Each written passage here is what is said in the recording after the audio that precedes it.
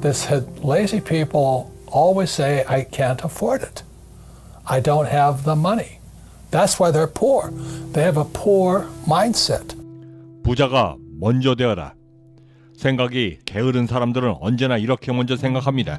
돈부터 모으고 안전하게 투자하여 성공해야겠다라고. 하지만 부자들은 절대 그렇게 하지 않습니다. 필요한 자금이 모일 때까지 절대 기다리지 않죠. 25살 때 첫 임대 사업을 해야겠다라고 결심하고 약 2년간 공부하고 있을 때 함께 같이 공부하던 친구 하나가 있었습니다. 저희 둘은 목표도 같았고 부자가 되겠다라고 하는 열정까지도 매우 비슷하여 매일같이 만나 서로의 꿈에 대해 토론하고 미래를 그려나갔습니다. 그리고 2년 뒤 정확히 1년 8개월이죠. 저희 둘은 배우고 익혔던 그대로 투자 부동산을 보러 다녔고 마침내 거의 완벽에 가까울 정도로 매우 좋은 부동산 하나를 찾게 됩니다. 저희들의 고민은 그때부터 시작이 됩니다. 거의 완벽에 가까운 투자용 부동산을 하나 힘겹게 찾아냈지만 문제는 그 부동산을 계약할 수 있는 계약금이 전혀 없었다는 것입니다. 18,000달러. 저희 둘은 그 초기 투자 계약금을 어떻게 구해야 할지에 대해 고민에 들어갔습니다. 그리고 그 똑같은 고민 속에서 결정은 매우 달랐습니다. 제 친구가 이야기합니다. 나는 부모님에게 손 벌릴 상황도 아니고 아무래도 다시 직장을 돌아가 그 돈이 모일 때까지 일을 하며 기다려야 할 것 같다. 그러면서 결국 그 친구는 그 돈을 모으기 위해 직장으로 다시 돌아갔습니다.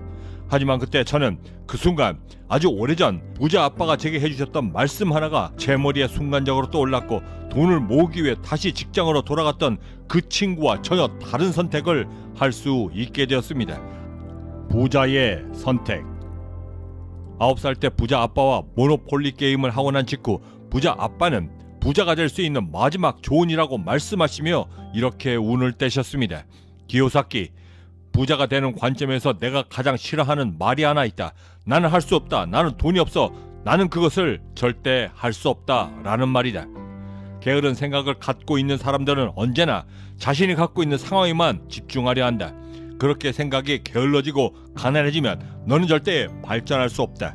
부자로 성공한 사람들 모두는 문제 그 너머를 보려 노력하고 그 너머를 보았기 때문에 문제를 해결하며 성공에 이르는 것이다. 하지만 생각 자체가 게으른 사람들은 그 문제의 본질조차 회피하려 하고 생각하는 것 자체를 매우 싫어한단다.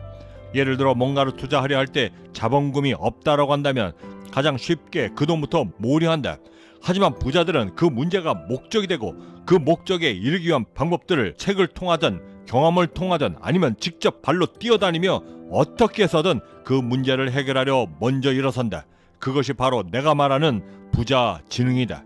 그러니 너는 절대 어디를 가든 네가 돈을 지불할 능력이 없다라고 말하며 다니지 말아라. 그렇게 게으른 말 하나는 내 생각 자체를 아예 게으르게 만들고 그렇게 게을러진 생각 자체가 너의 인생을 만드는 것이다. 생각이 게으르고 생각하기를 귀찮아하는 사람들 모두는 돈이 없어 그것을 할 수 없다라고 말하고 돈을 댈 능력조차 없기 때문에 그 능력조차 발휘하려 하지 않고 방법을 아예 찾으려 하지도 않는 것이다.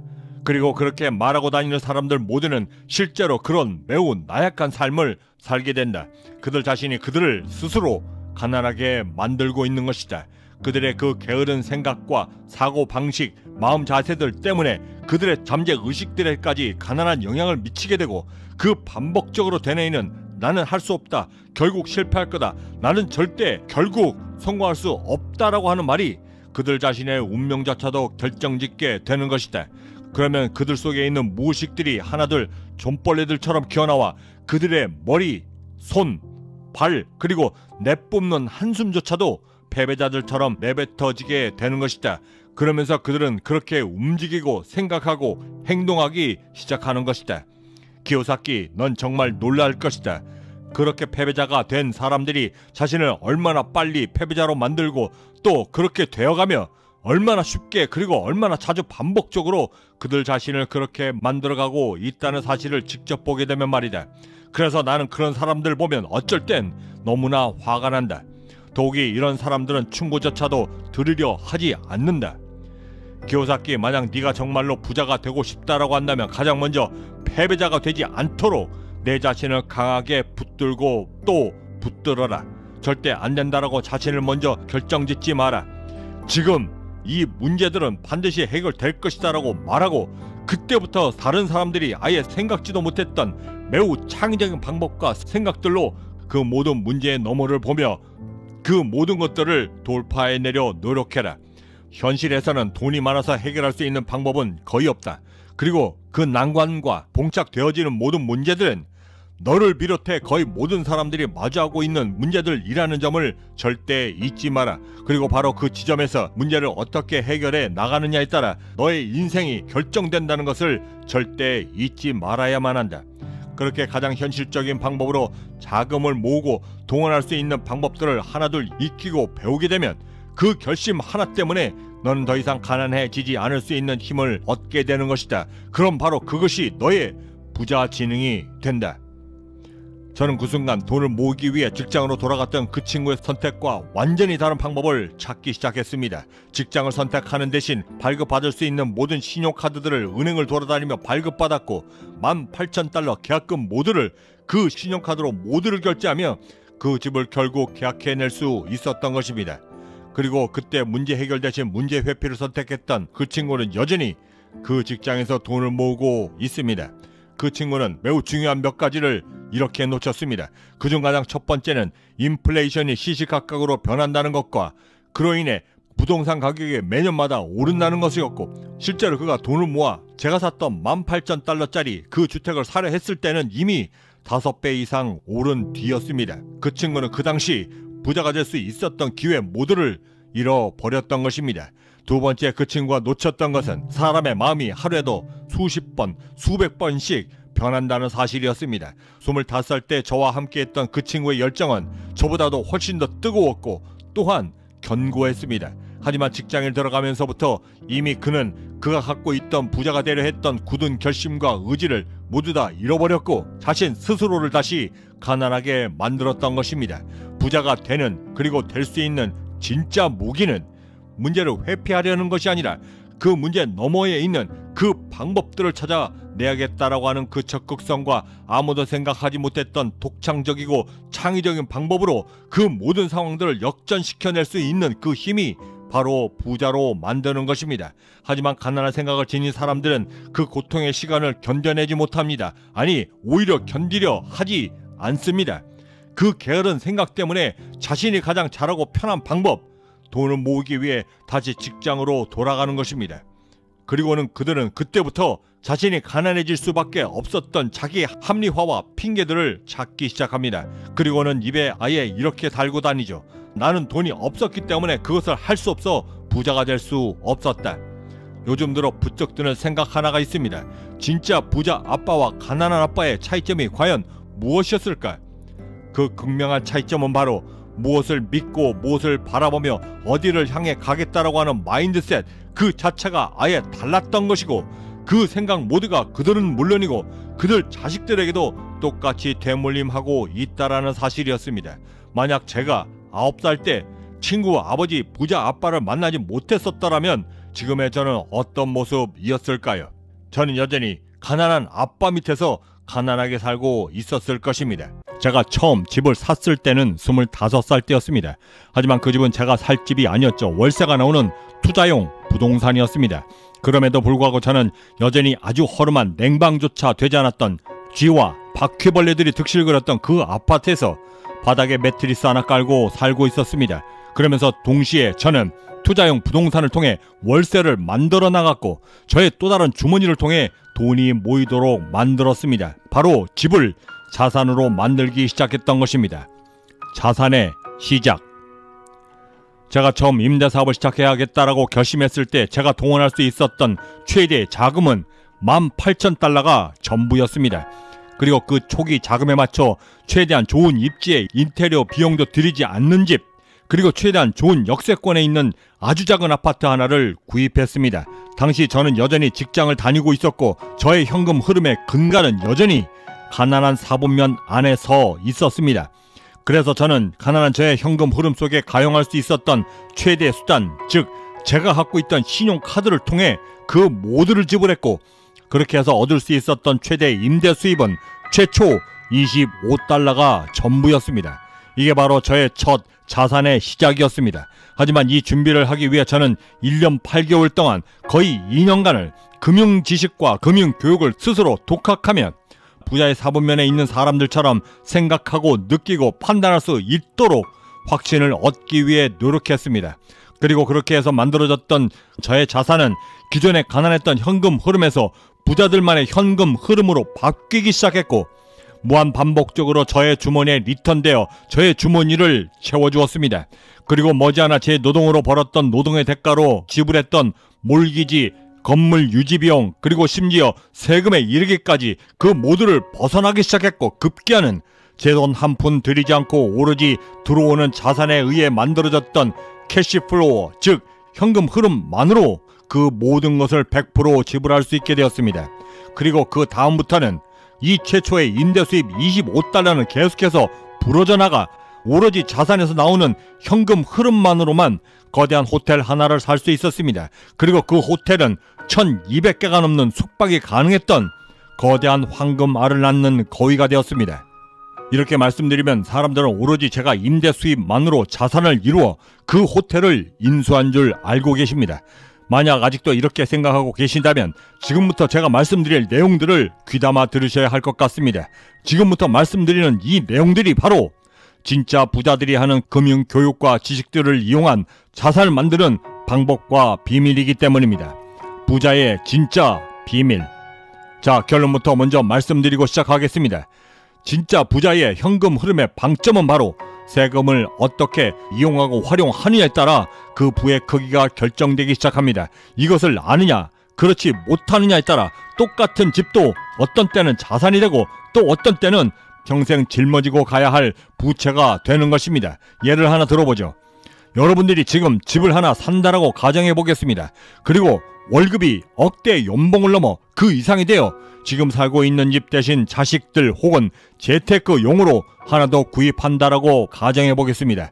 이때 금융지식과 금융교육으로 무장된 부자들은 순식간에 평당 임대료를 기준으로 몰기지가 얼마나 나가고 유지비용은 얼마이며 그 마지막으로 세금이 평당 얼마나 들어가는지를 계산하게 됩니다. 만약 여러분들이 개인적으로 집 두 채를 사게 되면 정부는 여러분들을 매우 성공한 개인적인 엄청난 부자로 판단하게 되고, 이에 따라 취득세를 중과세하기 시작합니다. 특히나 조정 대상 지역에 있는 주택을 사게 되면 투기꾼으로까지 판단되어 두 번째, 세 번째 주택을 구입 시에는 8.4%에서 9%, 그리고 세 번째 주택부터는 12.4%, 13.4%까지 세금이 중과세되며 늘어나게 됩니다. 하지만 이 집을 임대사업자로 민간주택 임대사업자로 구입을 하게 되면 어떻게 될까요? 이때부터는 임대주택에 대한 재산세 감면 특별법에 따라 전용 면적 40제곱미터 이하 임대 목적의 공동주택, 다가구주택 혹은 오피스텔들을 임대 목적으로 두세 대 이상 구입을 하게 되면 재산세는 완전히 면제가 되고, 심지어 그 면적 이상 40제곱미터 이상이어도 75%나 재산세를 감면해 줍니다. 이렇게 금융지식과 금융교육을 통해 알게 된 부자 지식을 통해 평당 임대 수익에 숨겨져 있던 그 거대했던 임대 세금들을 고스란히 아낄 수 있게 되고 내 호주머니 속으로 가둘 수 있게 되는 것입니다. 바로 이 비밀 때문에 부자들이 더욱더 부자가 되는 것입니다. 금융지식을 통해 자산을 만든다는 것은 이런 것입니다. 마치 황금알을 낳는 거위를 사는 것이죠.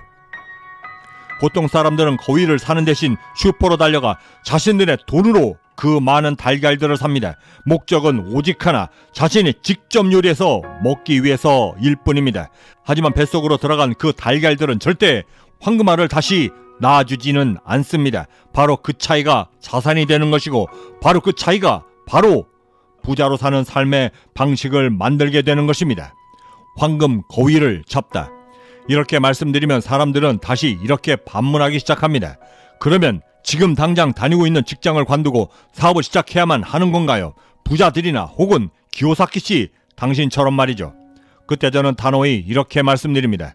그 전에 가장 먼저 해야만 하는 것은 당신이 먼저 금융지식을 쌓는 것입니다 라고 말이죠. 금융지식과 금융교육은 이 부의 사분면 모두에서 가장 강력한 힘인 현금 흐름을 제어할 수 있는 능력을 만들어줍니다. 그런데 이건 학교에서 절대 알려주지 않죠. 이 모든 교육들은 학교가 아닌 바로 이 세상 밖에 존재합니다. 그리고 이것을 모두가 당신 스스로가 찾아 배워야 하고 익혀야 하며 경험하며 그러면서 깨우치고 얻어야만 하는 것입니다. 그리고 그렇게 금융지식과 금융교육을 깨우칠 수 있게 되면 삶에서 가장 중요한 두 가지 의미를 갖게 됩니다. 가장 먼저는 내가 왜? 라는 질문을 가슴속에 품게 됩니다. 안전하다 믿었던 직장의 울타리가 더 이상 안전한 곳은 아니다 라는 것을 알게 되고, 그래야 직장인으로서 제 아무리 노력을 해도 부의 사부면 전체를 흐르는 이 중요한 현금 흐름을 만들 수 없다라는 문제를 마침내 인식하게 되면서 이것이 가장 강력한 삶의 동기부여를 만들어 직업이 아닌 당신이 부자가 될 수 있는 방법들을 찾는 곳에 눈을 돌릴 수 있는 기회를 얻게 되는 것입니다. 그리고 마침내 그것을 찾아 행동으로 옮기며 부자의 길을 시작할 수 있게 되는 것입니다. 그리고 두 번째는 부자의 힘을 얻게 됩니다. 그렇게 얻게 된 힘은 사업을 일으킬 수 있는 힘을 얻게 되고 원동력을 만들며, 더욱이는 이런 힘을 갖추고 있는 나는 남들보다도 실패 횟수를 더욱더 줄일 수 있고 삶을 초월할 수 있는 기회를 얻게 되면, 설사 실패가 다가와 추락한다 할지라도 부자로 성공할 수 있는 사람만이 갖고 있다던 그 강력한 회복력을 갖춤으로써 오뚜기처럼 다시 솟구쳐 올라 다시 경제적자의 여정을 시작할 수 있게 되는 것입니다. Did you learn anything about money at school? Most people don't. So that's why I had my rich dad, who was my best friend's father, and he was teaching me what the rich teach me. So look, ladies and gentlemen, if you want to be poor, 9살이었던 기요사키는 박사 학위에 고등교육까지도 받았던 사회적으로 인정받는 공무원인 아버지에게 이렇게 단도직입적으로 물었습니다. 아빠, 왜 학교에서는 돈에 대해 안 알려주는 거죠? 그건 정부가 그걸 원치 않기 때문이다. 네? 원치 않는다고요? 하지만 학교에서 선생님들은 모두가 좋은 성적을 받아야 더 우리가 행복해질 수 있다고 가르치고 있어요. 더 잘 살기 위해서라도 좋은 교육을 더 많이 받아야만 한다라고. 아니, 네가 학교에서 배우고 익히는 모든 것들은 돈을 위해서가 아니라 직업을 얻기 위해서 배우는 것들이다. 차이가 있다라고 한다면 얼마나 고액의 연봉을 받을 수 있는가 없는가의 차이일 뿐이지 절대 부자가 되도록 만드는 것은 아니다. 그 말씀은 우리가 학교에서 교육을 받는 것들은 돈을 벌기 위해서가 아니란 뜻인가요? 당연히 아니지. 너의 잡은 그저 좋은 직장을 구하면 그뿐이다. 잠깐만요, 아버지. 아버지는 남들이 부러워하는 박사 학위의 고위 공무원이신데 그럼 아버지는 부자가 아니란 말씀인가요? 좋은 직업을 갖고 계시잖아요. 좋은 직장을 얻는 것과 부자가 되는 것은 전혀 다른 이야기다. 그럼 아버지도 부자가 되시면 되잖아요. 학위도 있고 대학 졸업장도 갖고 계신데 돈 버는 방법을 배우시면 되지 않나요? 그때 기요사키 아버지는 질문이 터진 기요사키에게 짜증을 내며 이렇게 말합니다. 돈을 벌고 싶다면 나 말고 내 친구 마이크의 아버지에게 가버렴. 그 사람이 더 정확하게 알려줄 거다. 그는 기업가이니까. 죄송한데 아버지, 아버지와 마이크 아버지의 차이점은 뭔가요? 나와 마이크의 아버지의 가장 큰 차이점은 돈에 대해 안다는 것이지. 나는 지금 내가 하고 있는 내 일에 대해서는 가장 잘 아는 사람이지만 그 사람은 돈에 대해 그 누구보다도 잘 알고 잘 다룰 줄 안다는 거다. 만약 그 사람이 돈에 대해서 전혀 모른다? 그가 기업가가 될 수 없다라는 말이지. 아빠처럼 그저 직장만을 다니는 셀러리맨들은 돈의 흐름이나 돈을 창조하는 것에 대해 알 필요가 없단다. 그렇게 하면 오히려 상사들이 그런 아빠를 싫어하지. 그런 쓸데없는 데 관심을 갖는다고 말하면서 전혀 인사 고과에도 도움이 되질 않아. 돈을 다루는 것은 아빠인 내가 하는 게 아니라 내가 속한 직장, 즉 이 나라 정부가 우리 같은 사람들을 고용하는 그 회사가 하는 거다. 그 소리를 들은 기요사키는 너무나 혼란스러웠고 지금껏 자신이 학교에서 배운 것들이 무엇이었는지 회의가 들기 시작했습니다. 그리고 곧바로 친구 아버지의 사무실로 이튿날 찾아갑니다. 찾아온 기요사키를 앞에 두고 부자 아빠 마이크의 아버지는 이렇게 말합니다. 모든 부자들은 항상 무료로 일한다. 직원인 사람들은 항상 자신의 가치를 자신이 받고 있는 돈의 액수로 평가하며 그에 따라 행동하고 생각한다. 하지만 부자들은 절대 그렇게 하지 않아. 부자들은 어느 누구에게도 돈을 받지 않고 일을 하며 오히려 스스로 돈을 만들고 창조하려 애를 쓰지. 그것이 바로 부자들이 돈으로 부자가 되는 방법이란다. 무슨 말인지 통 이해하지 못하고 있던 기요사키 앞에 갑자기 마이크 아버지가 모노폴리 게임판을 크게 펼쳐 보이며 함께 게임이나 하자며 게임을 시작합니다.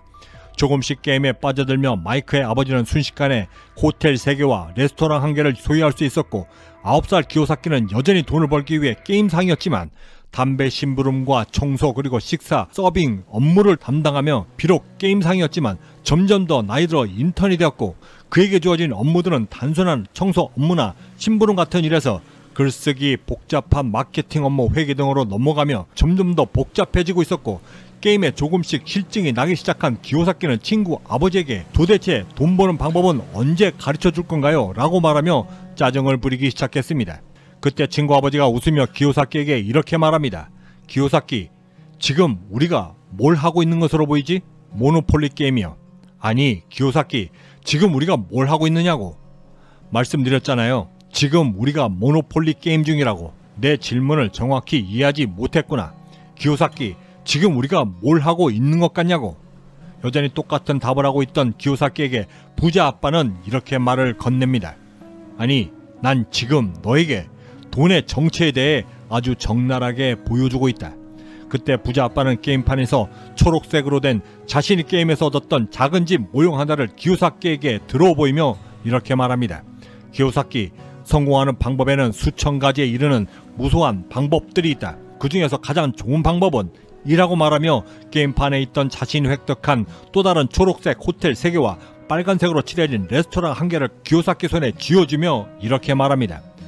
부자가 되는 비밀은 말이야, 너처럼 돈을 위해서가 아니라 재정과 자산을 위해 일하는 거다. 그것이 부동산이 될 수도 있고 호텔이 될 수도 있으며 혹은 나처럼 기업가로서 사업을 사서 돈을 창조하는 일이 될 수도 있다. 그러면서 부자 아빠는 9살 된 기요사키의 그 작은 손 가득 초록색 레스토랑 3개와 집 한 채를 꼭 쥐어주었습니다.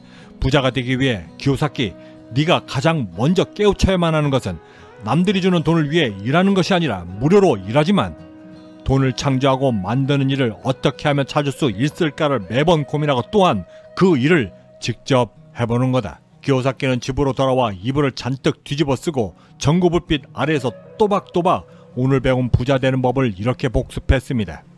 부자 되는 첫 번째 방법, 학교에서 배우는 모든 교육은 돈이 아니라 직장을 얻기 위한 것들이고 진짜 돈은 학교에서 가르치지 않는 이 세상 밖에 숨겨져 있다. 두 번째, 부자가 되려면 무료로 일할 줄 알아야만 한다. 남들에게 돈을 받아서는 절대 부자가 될 수 없고 무료로 일하되 오히려 남들에게 돈을 줄 수 있는 자리에 있어야만 돈을 벌 수 있다. 세 번째, 부자 되는 방법은 수천 가지이다. 내가 부자가 될 수 있는 방법을 지금부터 찾자. 그러면서 기요사키는 부자 아빠가 오전에 쥐어주었던 그 호텔 3개와 레스토랑 1개의 모형을 뚫어지게 쳐다보고 있었습니다. 여러분들은 어떠셨습니까? 저는 이 기요사키의 사연을 접하고 9살의 기요사키만큼이나 너무나 혼란스러웠습니다. 마치 20년 동안 세상으로부터 사기를 당한 느낌이었고 제 자신 모두를 부정당하는 느낌이었습니다. 충격이라는 말로도 절대 설명할 수 없었던 그 굴레 속에서 빠져나와 부자 아빠가 바라보았던 그 관점으로 세상을 보려 노력했고 제 안에 깊숙이 박혀져 있던 그 가난했던 아빠가 알려줬던 그 모든 것들을 다시 20년 동안 씻어내고 걸러내며 때로는 고통스럽게 배워나기 시작하며 마침내 저의 꿈을 이룰 수 있었습니다. 저에게 그랬던 것처럼 오늘의 이 영상이 여러분들의 삶에도 깊은 영감이 되길 진심으로 바랍니다. 그래야 부자의 꿈을 이룰 수 있고 기회가 보이며 비로소 그 지긋지긋한 가난에서 벗어날 수 있기 때문입니다. 기요사키 반가웠다. 떠나기 전에 이 말 한마디만 명심해라. 부자가 되기 위해서는 말이야, 감정이 아니라 생각하기 위해 너의 감정들을 사용하는 법을 터득해라. 가난한 사람들은 그 감정들을 위해 지출을 하고 부자들은 그 감정을 통제하며 오히려 자산들을 사모으기 시작한다. 오히려 중산층이 된 사람들은 자신들이 빚을 내어 사모으고 있는 것들이 여전히 자신들의 자산이라고 믿고 있지. 절대 너의 생각 수준이 그곳에만 머물러 있지 않도록 노력해라. 너의 수입 증가가 진짜 자산과 자산을 획득하는 데 사용되지 않게 되면 그건 결국 다른 사람의 배를 불려 그들만 더 부자가 되도록 만드는 것이기 때문이다. 꼭 명심해라. 부자처럼 말하기. 재무제표 보는 법을 지금 당장 배웠다고 해서 이제까지의 세상이 갑자기 달라져 보이거나 부자처럼 삶이 일순간에 바뀌며 더욱이는 돈이 어떻게 흘러 그곳에서 내가 무엇으로 돈을 벌어 자산을 만들 수 있는가라고 그 모든 것들이 그 즉시 보이지 않는 이유는 아직까지도 나에게 부자 지식들이 스며들어 완벽하게 체득화되어 있지 못했기 때문입니다. 그럼 어떻게 해야 가장 빨리 가장 효율적으로 부자 지식들과 의식을 받아들여 체득화할 수 있을까? 가장 효과적이고 가성비 좋은 최고의 방법은 바로 평상시 내가 쓰는 단어와 말 그리고 오히려 전체를 모두 부자들이 쓰는 그것들로 통째로 바꿔 말하는 것입니다.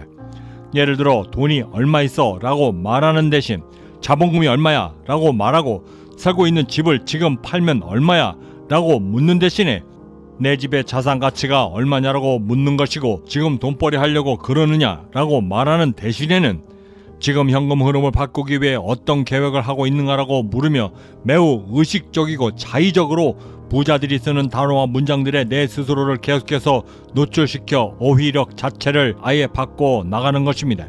그리고 한 가지 더 효과를 더 높여주기 위해 방법 하나를 추가해서 소개해드리면 모든 사물에 대해 수치화시키며 말하도록 나를 만들어 나가는 것입니다.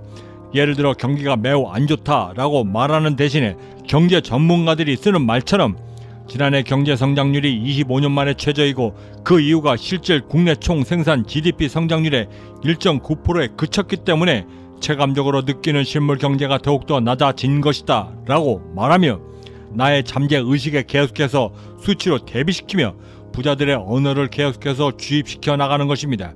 이렇게 해서 반응하게 되면 뇌 자체의 시스템 역시도 아예 바꿔지게 되는 것입니다. 부자들은 숫자들을 매우 좋아합니다. 또한 그렇게 말하기를 진심으로 좋아하기도 하고요. 하지만 반면 가난한 사람들은 절대 그렇지 못합니다. 숫자들 앞에서는 무력해지고 주눅이 들며 뒷걸음질 치게 되는데 심지어는 자신과 완전히 다른 세상처럼 받아들이기까지 합니다. 그 이유는 가장 먼저 두렵기 때문인 것입니다. 그 두려움은 오로지 무지에서부터 시작됩니다. 부자를 만드는 습관. 부자가 되는 것은 하나의 습관으로부터 시작됩니다. 일주일 전에 장을 봤을 때 오이값 한 뭉치에 4불 50이었는데 오늘 보니 5불 90이다. 이 똑같은 상황을 봤을 때 보통의 경우는 1불 40이나 비싸졌네라고 말하지만 부자들은 그 똑같은 상황 하에서도 일주일 간격으로 벌써 31%나 가격이 증가했네 라고 말하며 다음 주에 다시 31%가 증가하게 되면 1불 83을 더해 7불 73을 내야겠구나 라고 예상을 하며 그 즉시 전체적인 물가 상태를 파악하게 됩니다. 하지만 만약 이 증감률에 대한 공식을 몰랐다고 한다면 부자들은 어떻게 행동할까요? 부자들은 그 즉시 자신의 궁금증을 해소하기 위해 관련 공식들을 찾게 되고 결과값, 즉 오늘의 오이값 5불 90에서 일주일 전 오이값 4불 50을 뺀 상태에서 다시 전번주 오이값 4불 50을 나눠 나온 값 0.31에 100을 곱해 100분율로 환산을 하며 31%가 나온다는 것을 스스로 깨우쳐 배우게 되는 것입니다. 이렇게 스스로 배우게 된 상승률 공식은 내가 대출을 받았을 때 혹은 자산을 만들었을 때 그곳에서 돈이 어떻게 얼마나 움직이는가를 계산하게 되고 그렇게 숫자에 점점 더 노출이 되면서 자신 스스로가 더욱더 경제 환경에 강하게 만들 수 있게 되는 것입니다. 이렇게 시작된 하나의 부자 습관은 그곳에 머물지 않고 더욱더 확장해 나가며 내 사업의 마진율을 계산하는데도 똑같이 적용된다는 것도 알게 되며 금년 매출이 18억 5천만 원이고 작년 매출이 13억 2천만 원이라고 했을 때 작년 매출 13억 8천만 원에서 올해 매출 18억 5천만 원을 나눠 여기에 100을 곱해 작년보다도 내가 75%나 회사를 성장시켰다라고 하는 것을 눈으로 직접 확인하게 되면서부터는 내 스스로의 성장성과 가능성에 대해서도 더욱더 확신을 얻게 되며 내년을 더욱더 구체적으로 계획할 수 있게도 되는 것입니다. 부자들의 자신감은 모두가 데이터에 기반합니다. 이는 나는 그저 할 수 있다라고 하는 막연한 자신감과는 상당한 거리를 두고 있는 것이고 이렇게 데이터와 숫자로 구성된 스스로의 금융지식을 통해 얻게 되는 그 성장의 질은 상대 비교조차 되지 않을 만큼 더욱더 성장해 나갈 수 있는 기회를 얻게 되는 것입니다. 이것이 바로 부자들이 부의 사고를 전개해 나가는 과정이고 방식입니다. 무심코 지나칠 수 있었던 아주 하찮았던 오이 가격 4불 50으로부터 시작해 인플레이션의 추이를 직접 피부로 실감하게 되고 전주보다 내가 얼마나 더 돈을 내고 있는가를 계산하게 되면서부터는 매달마다 받는 월급 봉투 하나로 매주마다 치솟는 31%의 물가를 절대 감당할 수 없다라는 결론에 이르게 되고 그 탈출구를 찾게 되며 삶을 조금씩 움직이게 되는 것입니다. 금융 지식과 금융 교육은 나를 아주 냉정하게 바라볼 수 있는 기회를 줍니다. 솔직히 부자의 세계에서 막연한 희망 같은 것은 절대 없습니다. 이렇게 시작된 지극히 냉정하게 바라볼 수 있는 나의 자기 객관화는 이제까지 그저 흘려들었던 모두 경제 용어들이 매우 다른 모습으로 다가오게 만들고, 그러면서 금융지식과 금융교육이 왜 필요한가를 알게 되며 비로소 나의 의식 자체 모두가 부자들의 그것들로 바뀌기 시작하는 것입니다. 지금 당장 부자의 삶으로 나를 바꿀 수는 없습니다. 하지만 최소한 부자들처럼 말할 수는 있습니다. 부자들의 오이력 하나 흉내내는 것, 이것이 바로 부자 교육의 첫 시작임을 절대 잊지 말아야만 합니다. 저의 집사람은 매우 가난한 집안 출신이었습니다. 말씀드렸듯이 저는 그나마 나은 중산층 출신이었죠. 가난과 부자의 관점에서 보자면 집사람과 저의 차이점은 거의 없습니다. 가난은 어떤 집안 출신, 부자, 중산층이라고 하는 환경 때문에 생기는 것이 아니라 패배의식에서부터 시작되고, 그 패배의식을 물리칠 수 있는 유일한 방법이라고는 오직 자신 스스로가 부자 교육을 하며 탈출해내는 것뿐입니다. My rich dad forbade me from ever saying I can't afford it. How can you do something? Figure out how you can do something. So over my lifetime, most of the projects 부자 지능을 찾다. 저는 사실 그때 너무나 큰 충격을 받았습니다. 제 평생 동안 최소한 저의 친아버지, 가난한 아빠에게서는 단 한 번도 들어본 적도 없었던 부자로 성공할 수 있는 아주 기막힌 방법이었기 때문입니다. 그리고 그것은 매우 독창적이면서도 그러면서도 매우 중요했던 성공의 팁이기도 했습니다. 그래서 저는 그때부터 평생에 걸쳐 돈보다는 문제를 해결할 수 있는 매우 독창적이고 창의적인, 그러면서도 기발했던 방법들을 연구하고 또 연구하기 시작했습니다.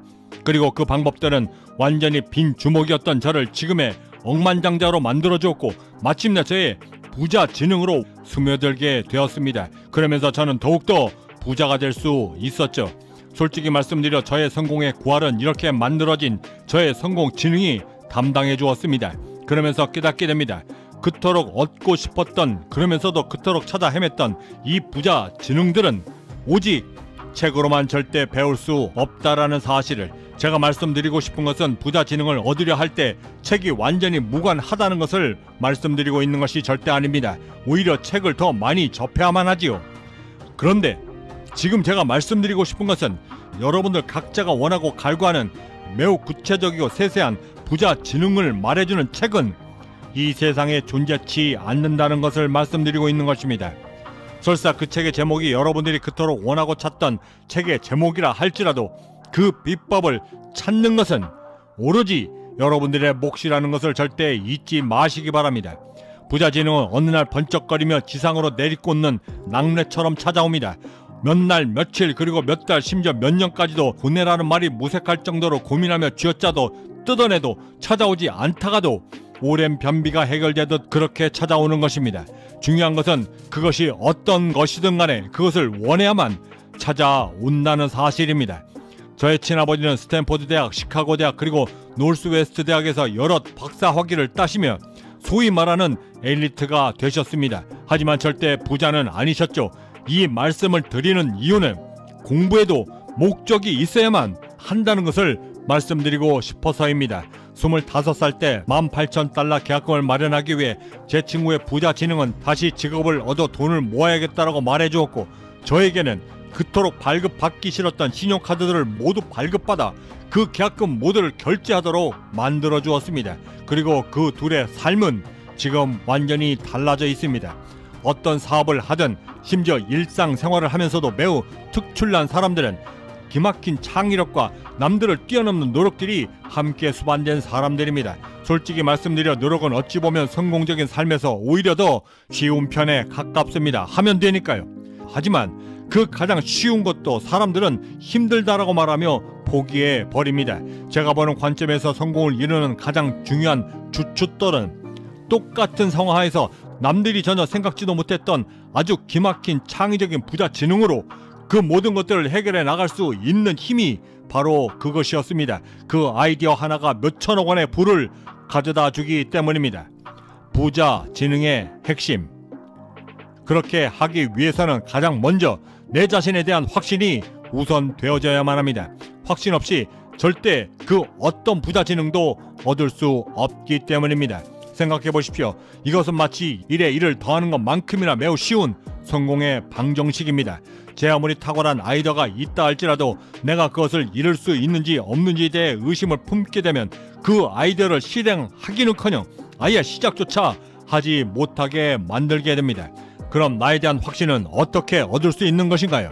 제가 18,000달러를 신용카드로 결제할 수 있었던 과감성은 2년 가까이 투자했던 금융 지식과 금융 교육을 차곡차곡 내 안에 쌓아왔기 때문에 가능했던 것입니다.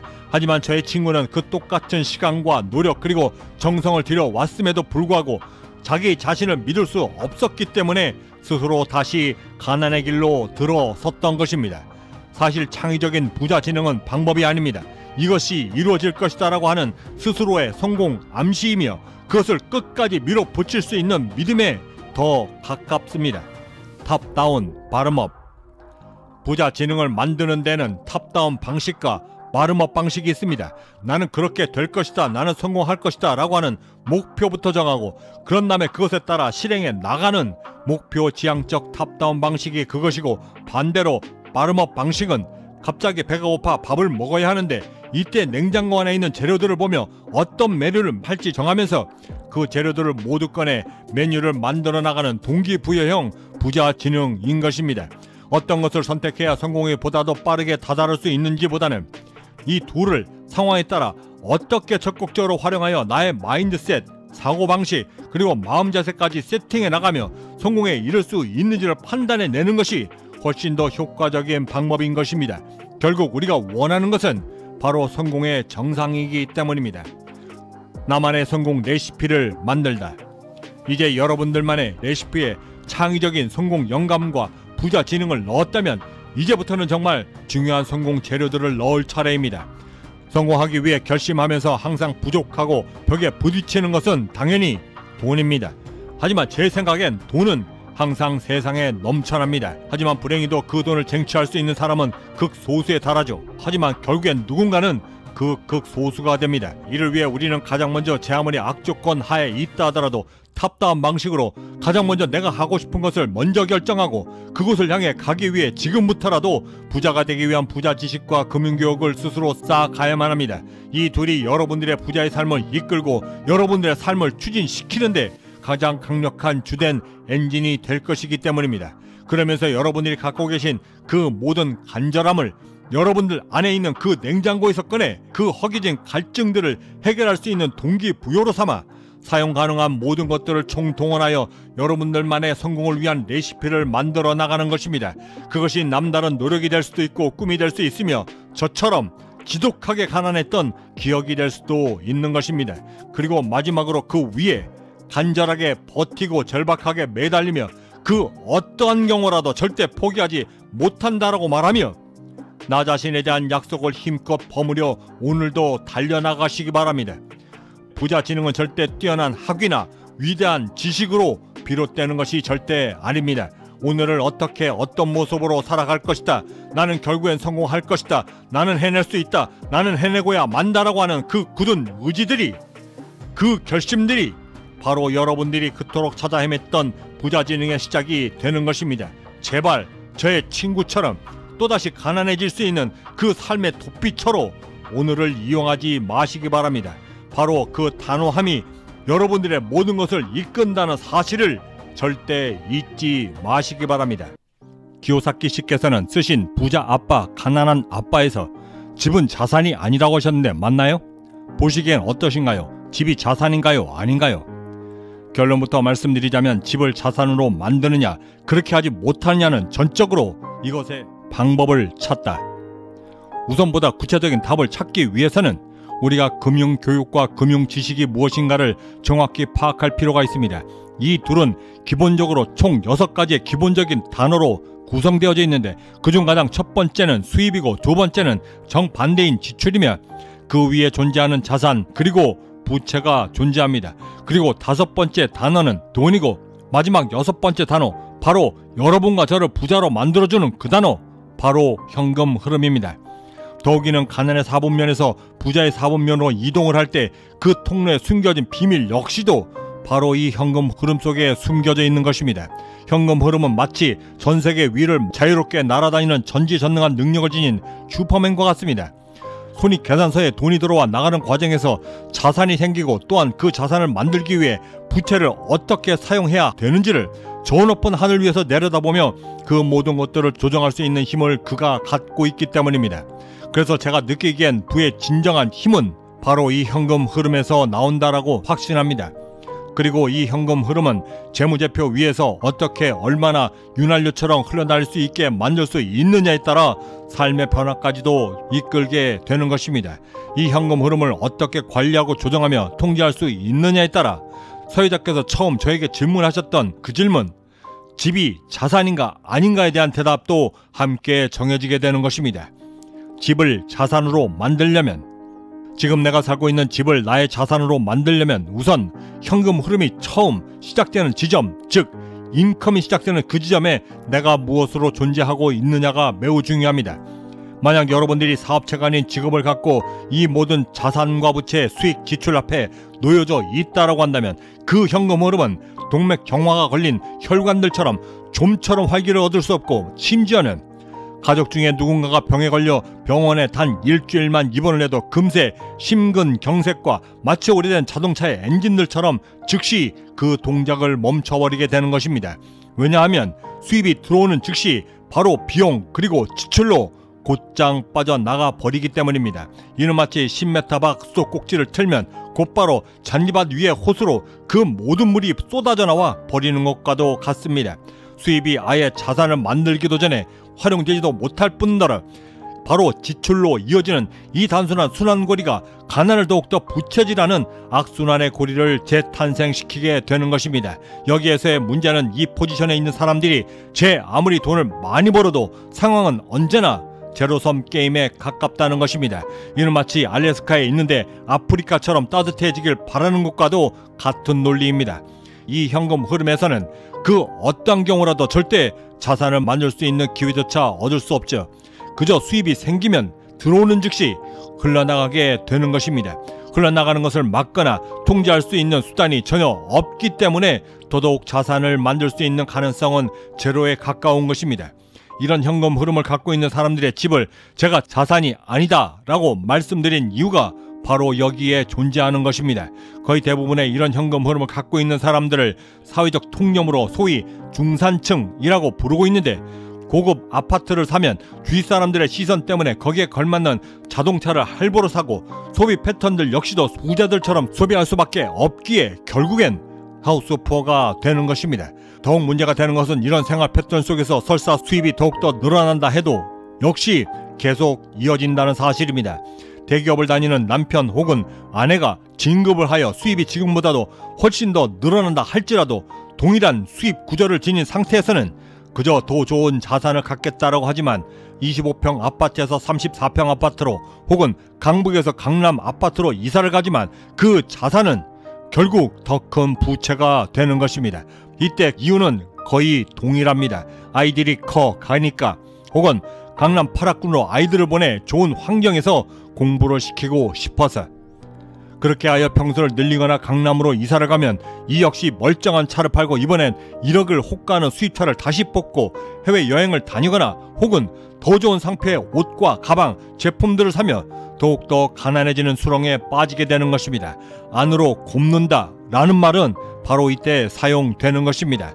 이렇게 여러분들이 점점 더 부자처럼 보이기 위해 속으로는 문제가 골마가고 있지만, 이런 여러분들을 통해 돈을 버는 유일한 사람들은 부동산 중개인과 주식 중개인, 그리고 은행, 그리고 몰기지 상품 중개인들 뿐인 것입니다.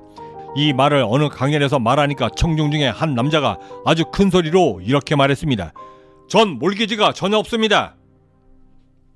한번 여쭤보겠습니다. 몰기지가 전혀 없다라고 하는 이분의 집은 그럼 자산인가요? 죄송한데 이분은 아주 중요한 점 하나를 간과했습니다. 주택대출금은 없다라고 하지만 평생 갚아 나가야 할 세금, 즉 종합소득세를 비롯해 그 아파트를 갖고 있는 한 죽을 때까지 내야만 하는 세금들이 남겨져 있습니다. 심지어는 죽으면서까지 자식들에게 그 집을 상속해 줄 때는 상속세라는 세금을 내야만 하지요. 그런데 그 세금을 내야 하는 소득은 어디에서 나오나요? 자산에서? 아닙니다. 결국 전과 똑같이 자신이 노동으로 해서 번 월급으로 충당됩니다. 그리고 이 악순환은 은퇴를 하고서도 여전히 일을 하면서 역시 계속 세금을 갚아 나가야만 하는 현금 흐름 속에 있기 때문에 저는 이를 세금이라 불리우는 악성 부채라고 부르기도 하는 것입니다. 평생을 이고지고 살아가야 하는 짐이기 때문입니다. 헌데 아쉽게도 여기에서 끝나지 않습니다. 한 가지가 더 남겨져 있죠. 바로 유지비입니다. 그 집을 소유하는 동안 계속해서 내야만 하는 유지비가 남겨져 있습니다. 수입은 정해져 있는데 주택 대출 원금과 이자, 그리고 집을 소유하는 한 내야만 하는 세금들, 거기에 막대한 유지비, 이 모두를 단 하나의 수입으로 해결하려 하는데 어떻게 이것이 자산이 될 수 있겠습니까? 제 말에 오해가 없으시길 바랍니다. 제 말은 집을 사지 말라는 것이 아니라 집을 살 때만큼은 당신의 월급에서가 아니라 먼저 당신의 월급으로 자산을 만들고 난 다음에 그 자산을 통해 집을 사야 한다라고 말씀드리고 있는 것입니다. 그래야 그 집이 바로 여러분들의 자산이 되는 것입니다. 그럼 어떻게 할까요? 방법은 부의 사분면에서 자산을 만들기 위해 금융지식을 쌓고 금융교육을 통해 현금 흐름을 제어할 수 있도록 그 능력을 먼저 키우는 것입니다. 보다 자세한 내용을 내일 함께 말씀 나누도록 하겠습니다. 제가 처음 집을 샀을 때는 25살 때였습니다. 하지만 그 집은 제가 살 집이 아니었죠. 월세가 나오는 투자용 부동산이었습니다. 그럼에도 불구하고 저는 여전히 아주 허름한 냉방조차 되지 않았던 쥐와 바퀴벌레들이 득실거렸던 그 아파트에서 바닥에 매트리스 하나 깔고 살고 있었습니다. 그러면서 동시에 저는 투자용 부동산을 통해 월세를 만들어 나갔고 저의 또 다른 주머니를 통해 돈이 모이도록 만들었습니다. 바로 집을 자산으로 만들기 시작했던 것입니다. 자산의 시작. 제가 처음 임대사업을 시작해야겠다라고 결심했을 때 제가 동원할 수 있었던 최대 자금은 18,000달러가 전부였습니다. 그리고 그 초기 자금에 맞춰 최대한 좋은 입지에 인테리어 비용도 들이지 않는 집, 그리고 최대한 좋은 역세권에 있는 아주 작은 아파트 하나를 구입했습니다. 당시 저는 여전히 직장을 다니고 있었고 저의 현금 흐름의 근간은 여전히 가난한 사분면 안에 서 있었습니다. 그래서 저는 가난한 저의 현금 흐름 속에 가용할 수 있었던 최대 수단, 즉 제가 갖고 있던 신용카드를 통해 그 모두를 지불했고, 그렇게 해서 얻을 수 있었던 최대 임대 수입은 최초 25달러가 전부였습니다. 이게 바로 저의 첫 자산의 시작이었습니다. 하지만 이 준비를 하기 위해 저는 1년 8개월 동안 거의 2년간을 금융 지식과 금융 교육을 스스로 독학하며 부자의 사분면에 있는 사람들처럼 생각하고 느끼고 판단할 수 있도록 확신을 얻기 위해 노력했습니다. 그리고 그렇게 해서 만들어졌던 저의 자산은 기존에 가난했던 현금 흐름에서 부자들만의 현금 흐름으로 바뀌기 시작했고, 무한 반복적으로 저의 주머니에 리턴되어 저의 주머니를 채워주었습니다. 그리고 머지않아 제 노동으로 벌었던 노동의 대가로 지불했던 몰기지, 건물 유지비용, 그리고 심지어 세금에 이르기까지 그 모두를 벗어나기 시작했고, 급기야는 제 돈 한 푼 들이지 않고 오로지 들어오는 자산에 의해 만들어졌던 캐시플로우, 즉 현금 흐름만으로 그 모든 것을 100% 지불할 수 있게 되었습니다. 그리고 그 다음부터는 이 최초의 임대 수입 25달러는 계속해서 부러져 나가 오로지 자산에서 나오는 현금 흐름만으로만 거대한 호텔 하나를 살 수 있었습니다. 그리고 그 호텔은 1200개가 넘는 숙박이 가능했던 거대한 황금알을 낳는 거위가 되었습니다. 이렇게 말씀드리면 사람들은 오로지 제가 임대 수입만으로 자산을 이루어 그 호텔을 인수한 줄 알고 계십니다. 만약 아직도 이렇게 생각하고 계신다면 지금부터 제가 말씀드릴 내용들을 귀담아 들으셔야 할 것 같습니다. 지금부터 말씀드리는 이 내용들이 바로 진짜 부자들이 하는 금융교육과 지식들을 이용한 자산을 만드는 방법과 비밀이기 때문입니다. 부자의 진짜 비밀. 자, 결론부터 먼저 말씀드리고 시작하겠습니다. 진짜 부자의 현금 흐름의 방점은 바로 세금을 어떻게 이용하고 활용하느냐에 따라 그 부의 크기가 결정되기 시작합니다. 이것을 아느냐, 그렇지 못하느냐에 따라 똑같은 집도 어떤 때는 자산이 되고 또 어떤 때는 평생 짊어지고 가야 할 부채가 되는 것입니다. 예를 하나 들어보죠. 여러분들이 지금 집을 하나 산다라고 가정해 보겠습니다. 그리고 월급이 억대 연봉을 넘어 그 이상이 되어 지금 살고 있는 집 대신 자식들 혹은 재테크용으로 하나 더 구입한다라고 가정해 보겠습니다. 이때 금융지식과 금융교육으로 무장된 부자들은 순식간에 평당 임대료를 기준으로 몰기지가 얼마나 나가고 유지비용은 얼마이며 그 마지막으로 세금이 평당 얼마나 들어가는지를 계산하게 됩니다. 만약 여러분들이 개인적으로 집 두 채를 사게 되면 정부는 여러분들을 매우 성공한 개인적인 엄청난 부자로 판단하게 되고 이에 따라 취득세를 중과세하기 시작합니다. 특히나 조정 대상 지역에 있는 주택을 사게 되면 투기꾼으로까지 판단되어 두 번째, 세 번째 주택을 구입 시에는 8.4%에서 9% 그리고 세 번째 주택부터는 12.4%, 13.4%까지 세금이 중과세되며 늘어나게 됩니다. 하지만 이 집을 임대사업자로 민간주택 임대사업자로 구입을 하게 되면 어떻게 될까요? 이때부터는 임대주택에 대한 재산세 감면 특별법에 따라 전용 면적 40제곱미터 이하의 임대 목적의 공동주택, 다가구주택 혹은 오피스텔들을 임대 목적으로 두세 대 이상 구입을 하게 되면 재산세는 완전히 면제가 되고 심지어 그 면적 이상 40제곱미터 이상이어도 75%나 재산세를 감면해 줍니다. 이렇게 금융지식과 금융교육을 통해 알게 된 부자 지식을 통해 평당 임대 수익에 숨겨져 있던 그 거대했던 임대 세금들을 고스란히 아낄 수 있게 되고 내 호주머니 속으로 가둘 수 있게 되는 것입니다. 바로 이 비밀 때문에 부자들이 더욱더 부자가 되는 것입니다. 금융 지식을 통해 자산을 만든다는 것은 이런 것입니다. 마치 황금 알을 낳는 거위를 사는 것이죠. 보통 사람들은 거위를 사는 대신 슈퍼로 달려가 자신들의 돈으로 그 많은 달걀들을 삽니다. 목적은 오직 하나, 자신이 직접 요리해서 먹기 위해서일 뿐입니다.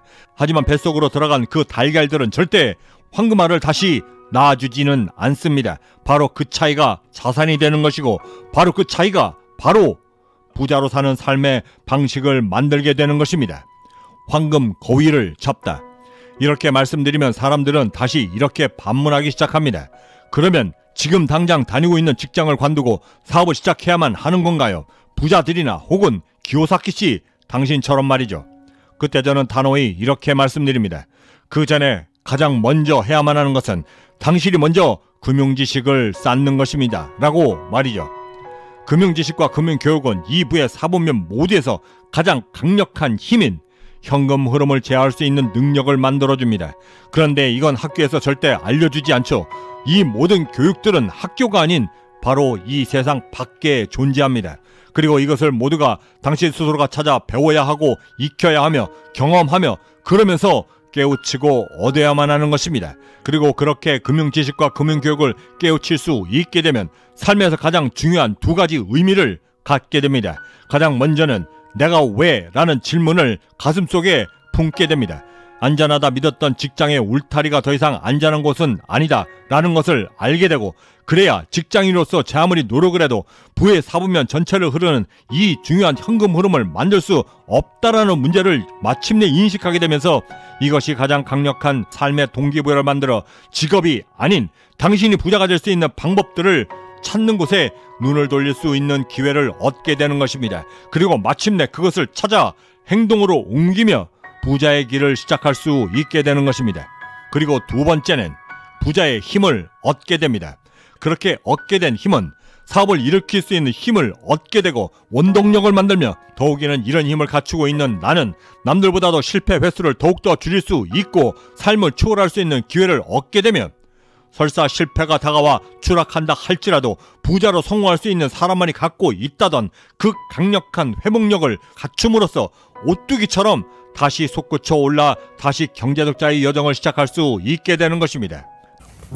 This lazy people always say, I can't afford it. I don't have the money. That's why they're poor. They have a poor mindset. 부자가 먼저 되어라. 생각이 게으른 사람들은 언제나 이렇게 먼저 생각합니다. 돈부터 모으고 안전하게 투자하여 성공해야겠다라고. 하지만 부자들은 절대 그렇게 하지 않습니다. 필요한 자금이 모일 때까지 절대 기다리지 않죠. 25살 때 첫 임대 사업을 해야겠다라고 결심하고 약 2년간 공부하고 있을 때 함께 같이 공부하던 친구 하나가 있었습니다. 저희 둘은 목표도 같았고 부자가 되겠다라고 하는 열정까지도 매우 비슷하여 매일같이 만나 서로의 꿈에 대해 토론하고 미래를 그려나갔습니다. 그리고 2년 뒤 정확히 1년 8개월이죠. 저희 둘은 배우고 익혔던 그대로 투자 부동산을 보러 다녔고 마침내 거의 완벽에 가까울 정도로 매우 좋은 부동산 하나를 찾게 됩니다.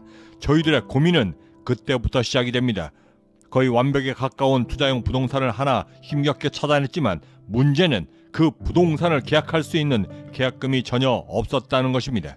18,000달러. 저희 둘은 그 초기 투자 계약금을 어떻게 구해야 할지에 대해 고민에 들어갔습니다. 그리고 그 똑같은 고민 속에서 결정은 매우 달랐습니다. 제 친구가 이야기합니다. 나는 부모님에게 손 벌릴 상황도 아니고 아무래도 다시 직장을 돌아가 그 돈이 모일 때까지 일을 하며 기다려야 할 것 같다. 그러면서 결국 그 친구는 그 돈을 모으기 위해 직장으로 다시 돌아갔습니다. 하지만 그때 저는 그 순간 아주 오래전 부자 아빠가 제게 해주셨던 말씀 하나가 제 머리에 순간적으로 떠올랐고 돈을 모으기 위해 다시 직장으로 돌아갔던 그 친구와 전혀 다른 선택을 할 수 있게 되었습니다. 부자의 선택. 9살 때 부자 아빠와 모노폴리 게임을 하고 난 직후 부자 아빠는 부자가 될 수 있는 마지막 조언이라고 말씀하시며 이렇게 운을 떼셨습니다. 기요사키, 부자가 되는 관점에서 내가 가장 싫어하는 말이 하나 있다. 나는 할 수 없다. 나는 돈이 없어. 나는 그것을 절대 할 수 없다. 라는 말이다. 게으른 생각을 갖고 있는 사람들은 언제나 자신이 갖고 있는 상황에만 집중하려 한다. 그렇게 생각이 게을러지고 가난해지면 너는 절대 발전할 수 없다. 부자로 성공한 사람들 모두는 문제 그 너머를 보려 노력하고 그 너머를 보았기 때문에 문제를 해결하며 성공에 이르는 것이다. 하지만 생각 자체가 게으른 사람들은 그 문제의 본질조차 회피하려 하고 생각하는 것 자체를 매우 싫어한단다.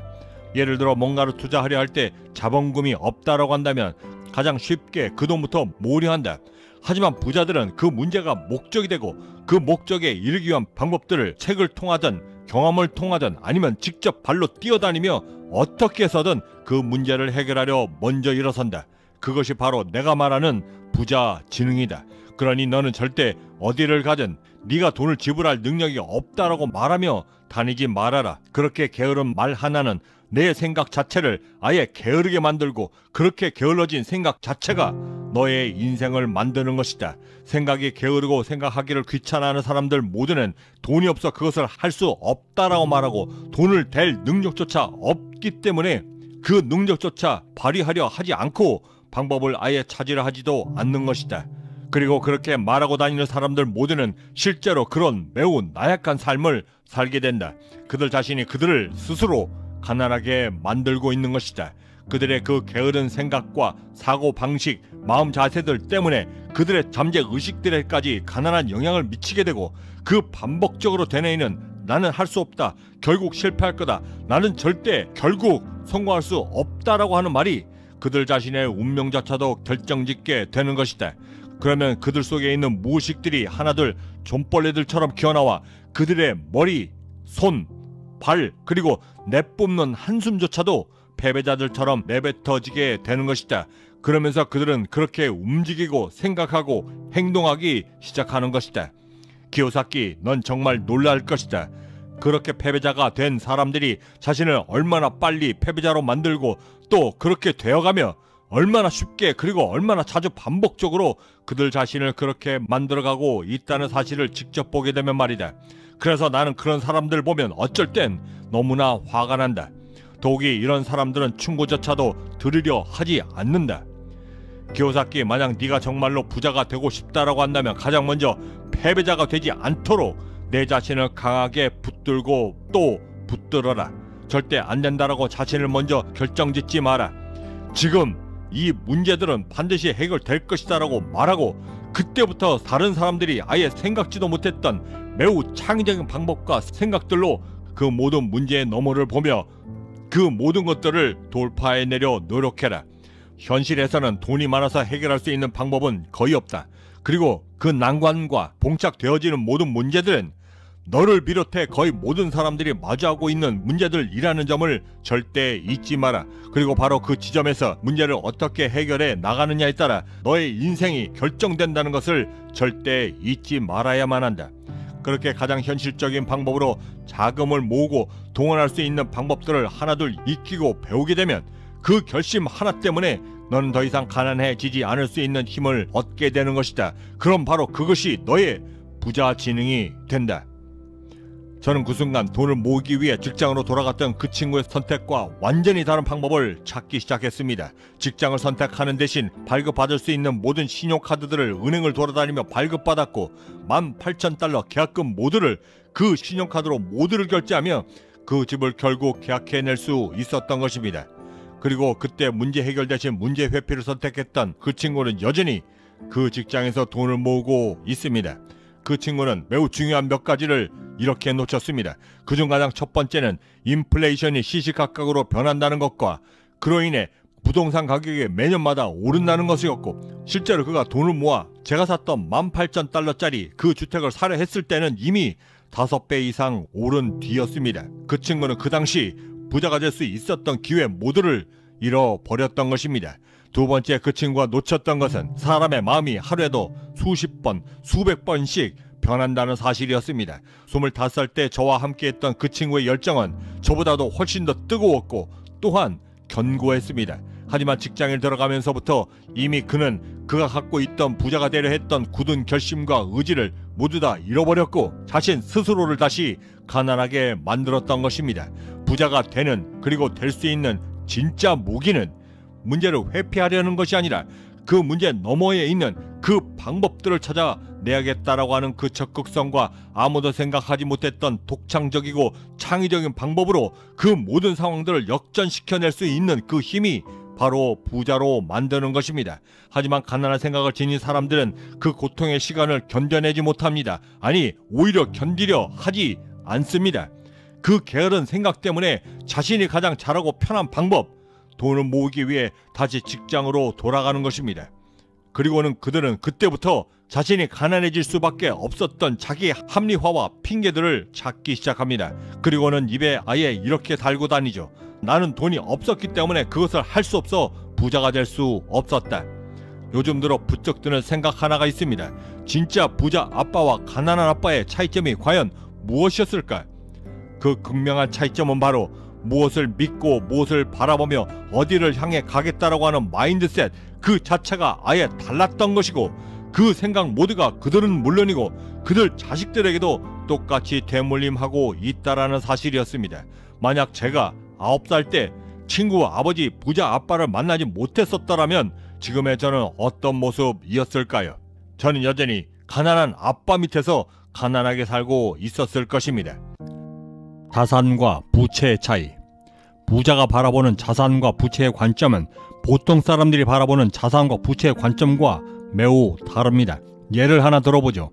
차는 자산인가요? 부채인가요? 그 기준은 무엇으로 그 차를 샀는가에 따라 극명히 달라집니다.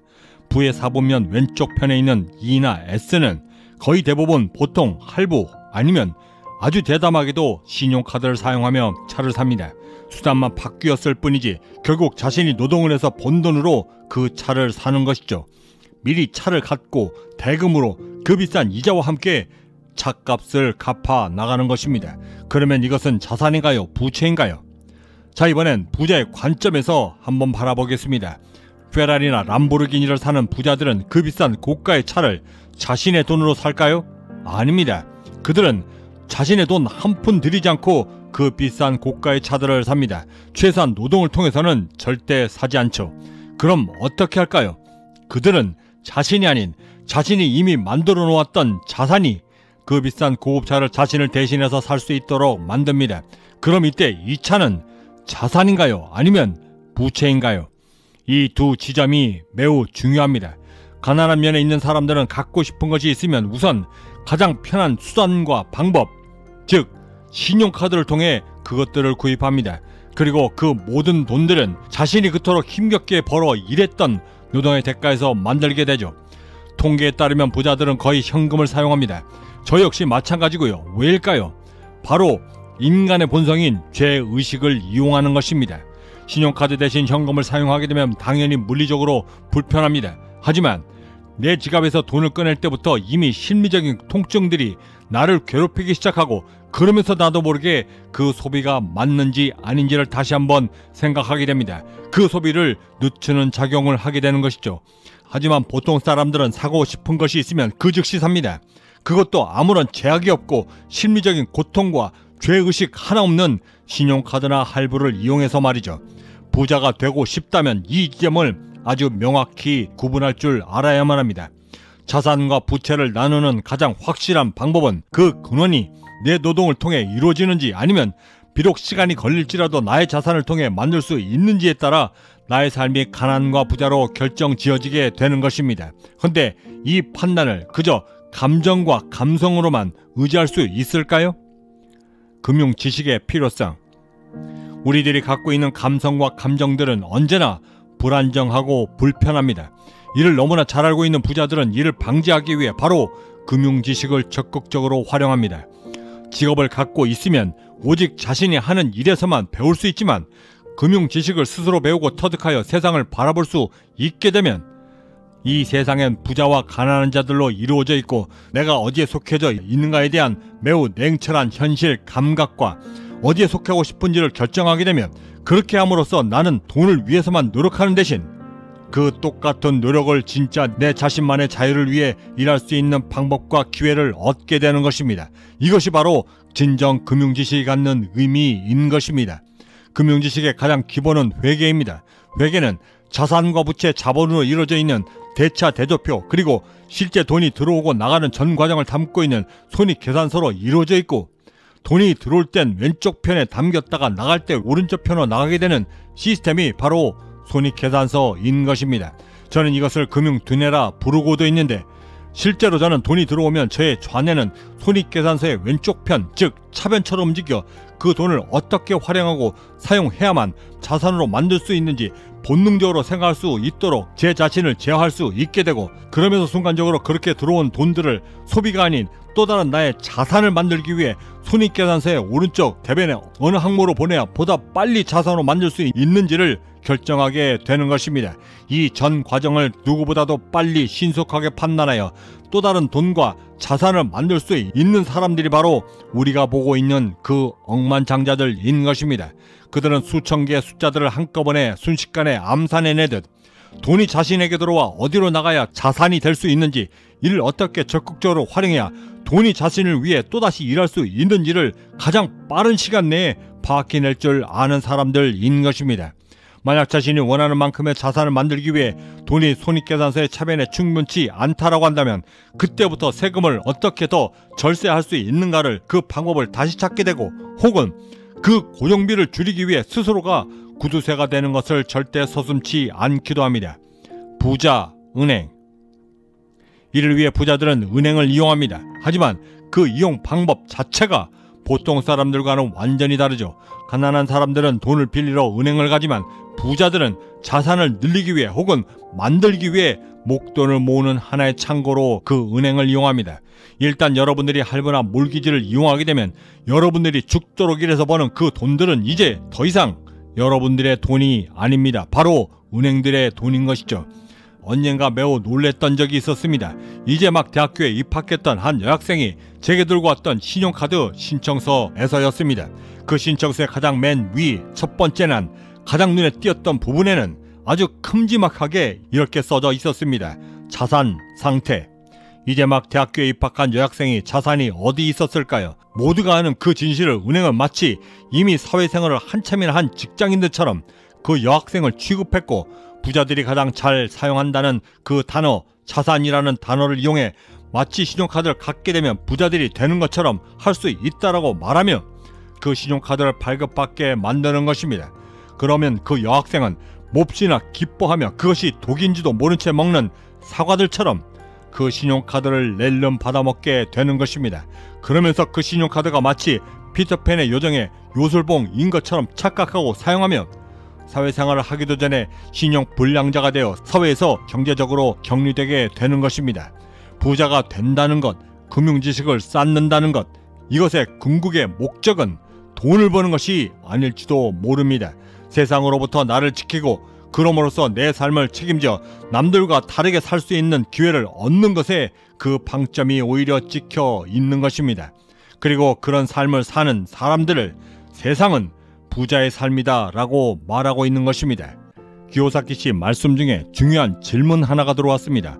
빚에서 벗어나 소득을 만들어 부자가 되려면 어떻게 해야 할까요? 라는 질문입니다.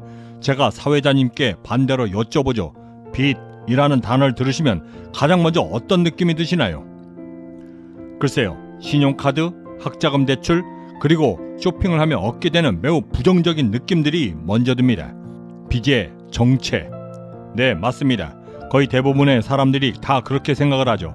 더욱이는 학교라고 하는 시스템과 전통적인 교육 시스템들 모두가 빚은 가장 나쁜 것이라고 가르칩니다. 물론 저 역시도 그렇게 교육받고 자랐고요. 마치 움직일 수 없는 사실인 것처럼 말이죠. 헌데 그것이 사실이든 아니든 안타깝게도 거의 모든 사람들이 평생을 통해 그 부채를 갚고 그 부채를 갚기 위해 일들을 하고 있습니다.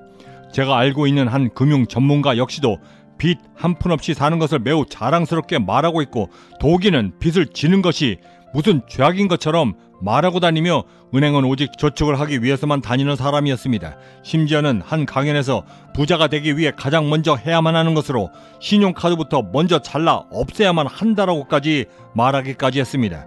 이 말은 반은 맞고 반은 틀립니다. 만약 여러분들 중에서 자신의 지출을 통제하지 못하고 관리할 능력조차 없는데 이 신용카드들을 여전히 사용하고 있다라고 한다면, 그래서 그 빚에 허덕이고 있다라고 한다면 당연히 지갑 속에 있는 그 모든 신용카드들을 잘라 없애야만 합니다. 헌데 이것은 오직 부채와 빚을 완전히 통제하지 못하는 사람들만의 이야기죠. 헌데 이 지점에서 저는 강한 의문점 하나가 생깁니다. 그렇게 해서 신용카드 모두를 잘라 없앤다라고 한다면 그 다음엔 호텔 체크인을 어떻게 하고, 렌트카는 어떻게 빌리며, 인터넷 쇼핑은 또 어떻게 할 것이며, 심지어 가족들과 함께 외식을 할 때 결제는 또 어떻게 해야 할까요? 더군다나 은행에서는 신용카드를 아예 사용하지 않는 사람들에게는 대출 심사조차 넣어주질 않고 있습니다.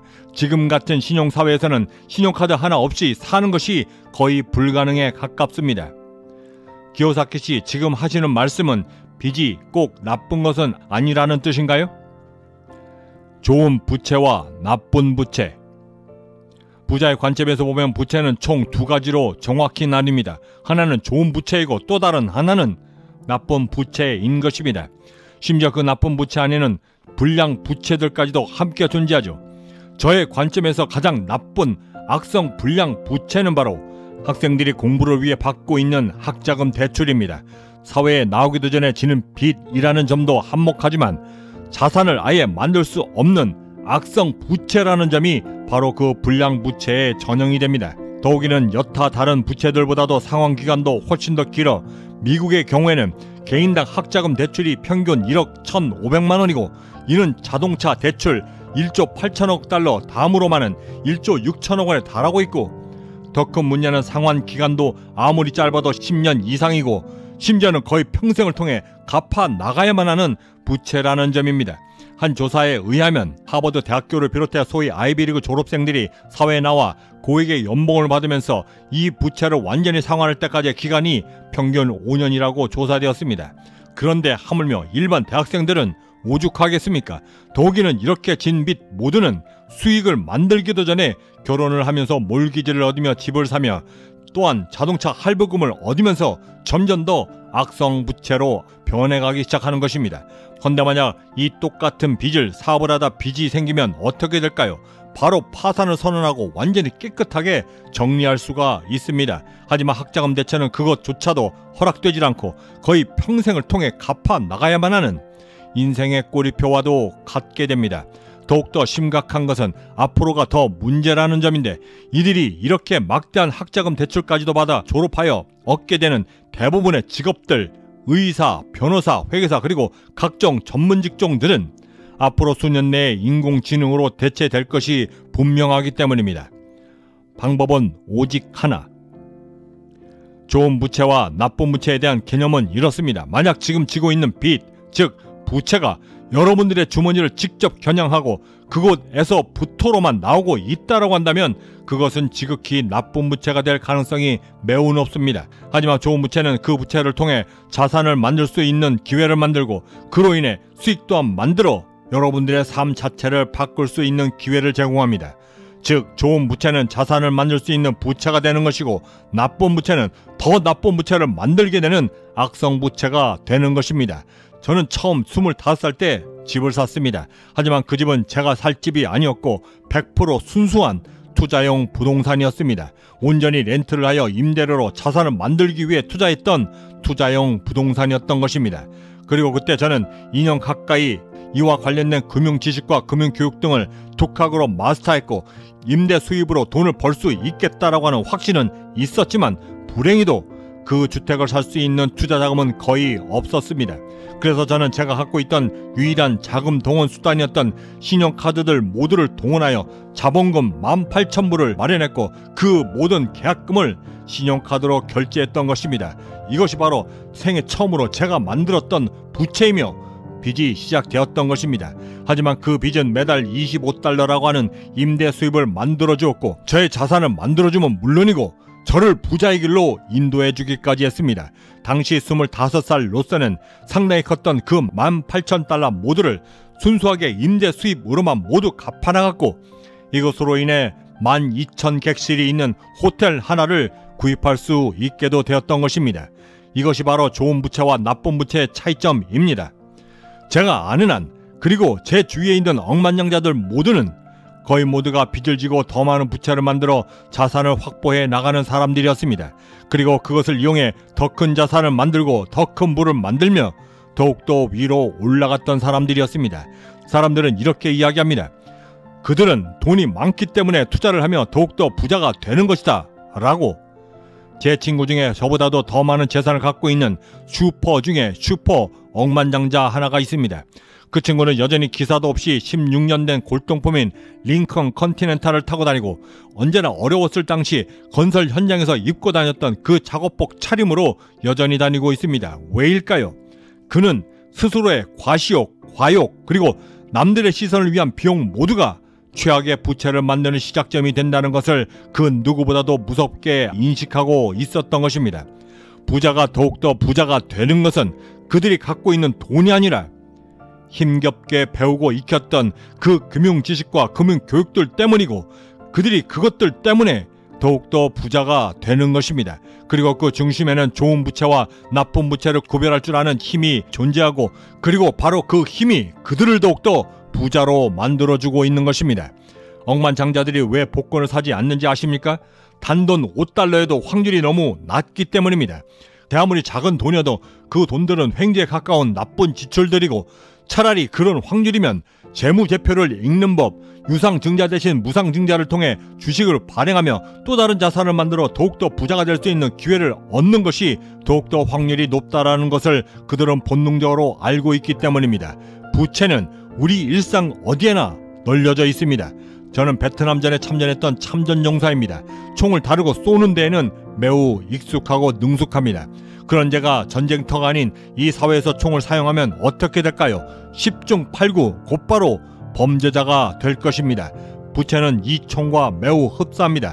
어떻게 사용하느냐에 따라 나를 부자로 만들어주고 혹은 평생을 빚에 허덕이며 안타까운 삶으로 남게 하기 때문입니다.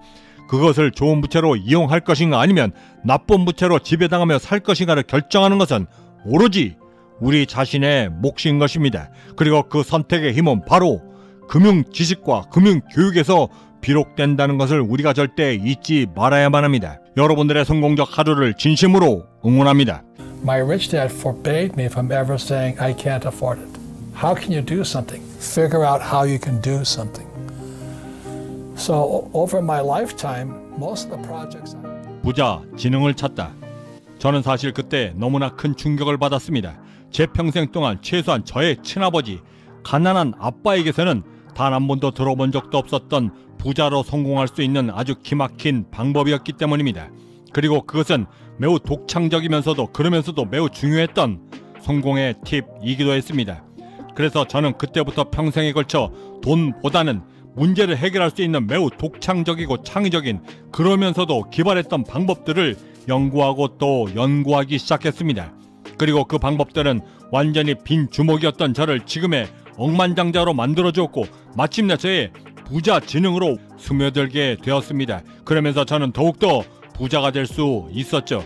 솔직히 말씀드려 저의 성공의 구할은 이렇게 만들어진 저의 성공 지능이 담당해 주었습니다. 그러면서 깨닫게 됩니다. 그토록 얻고 싶었던, 그러면서도 그토록 찾아 헤맸던 이 부자 지능들은 오직 책으로만 절대 배울 수 없다라는 사실을. 제가 말씀드리고 싶은 것은 부자 지능을 얻으려 할 때 책이 완전히 무관하다는 것을 말씀드리고 있는 것이 절대 아닙니다. 오히려 책을 더 많이 접해야만 하지요. 그런데 지금 제가 말씀드리고 싶은 것은 여러분들 각자가 원하고 갈구하는 매우 구체적이고 세세한 부자 지능을 말해주는 책은 이 세상에 존재치 않는다는 것을 말씀드리고 있는 것입니다. 설사 그 책의 제목이 여러분들이 그토록 원하고 찾던 책의 제목이라 할지라도 그 비법을 찾는 것은 오로지 여러분들의 몫이라는 것을 절대 잊지 마시기 바랍니다. 부자 지능은 어느 날 번쩍거리며 지상으로 내리꽂는 낙뢰처럼 찾아옵니다. 몇 날, 며칠, 그리고 몇 달, 심지어 몇 년까지도 고뇌라는 말이 무색할 정도로 고민하며 쥐어짜도 뜯어내도 찾아오지 않다가도 오랜 변비가 해결되듯 그렇게 찾아오는 것입니다. 중요한 것은 그것이 어떤 것이든 간에 그것을 원해야만 찾아온다는 사실입니다. 저의 친아버지는 스탠포드 대학, 시카고 대학, 그리고 노스웨스트 대학에서 여러 박사 학위를 따시며 소위 말하는 엘리트가 되셨습니다. 하지만 절대 부자는 아니셨죠. 이 말씀을 드리는 이유는 공부에도 목적이 있어야만 한다는 것을 말씀드리고 싶어서입니다. 25살 때 18,000달러 계약금을 마련하기 위해 제 친구의 부자 지능은 다시 직업을 얻어 돈을 모아야겠다라고 말해주었고, 저에게는 그토록 발급받기 싫었던 신용카드들을 모두 발급받아 그 계약금 모두를 결제하도록 만들어 주었습니다. 그리고 그 둘의 삶은 지금 완전히 달라져 있습니다. 어떤 사업을 하든 심지어 일상생활을 하면서도 매우 특출난 사람들은 기막힌 창의력과 남들을 뛰어넘는 노력들이 함께 수반된 사람들입니다. 솔직히 말씀드려 노력은 어찌 보면 성공적인 삶에서 오히려 더 쉬운 편에 가깝습니다. 하면 되니까요. 하지만 그 가장 쉬운 것도 사람들은 힘들다라고 말하며 포기해 버립니다. 제가 보는 관점에서 성공을 이루는 가장 중요한 주춧돌은 똑같은 상황하에서 남들이 전혀 생각지도 못했던 아주 기막힌 창의적인 부자 지능으로 그 모든 것들을 해결해 나갈 수 있는 힘이 바로 그것이었습니다. 그 아이디어 하나가 몇천억 원의 부를 가져다 주기 때문입니다. 부자 지능의 핵심. 그렇게 하기 위해서는 가장 먼저 내 자신에 대한 확신이 우선 되어져야만 합니다. 확신 없이 절대 그 어떤 부자 지능도 얻을 수 없기 때문입니다. 생각해 보십시오. 이것은 마치 1에 1을 더하는 것만큼이나 매우 쉬운 성공의 방정식입니다. 제 아무리 탁월한 아이디어가 있다 할지라도 내가 그것을 이룰 수 있는지 없는지에 대해 의심을 품게 되면 그 아이디어를 실행하기는커녕 아예 시작조차 하지 못하게 만들게 됩니다. 그럼 나에 대한 확신은 어떻게 얻을 수 있는 것인가요?